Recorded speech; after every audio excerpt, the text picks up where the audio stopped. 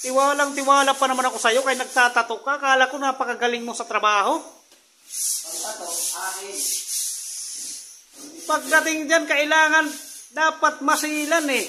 Hindi baboy-baboy. Inaayos na. So, perfect na.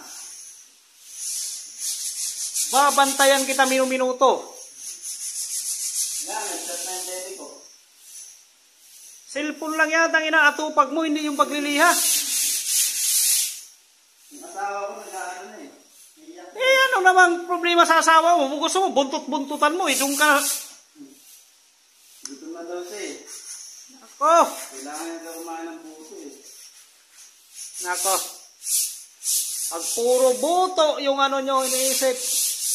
Sa buhay kita mo tuloy. Nag-go hit, ano na yan? Ay. Kitang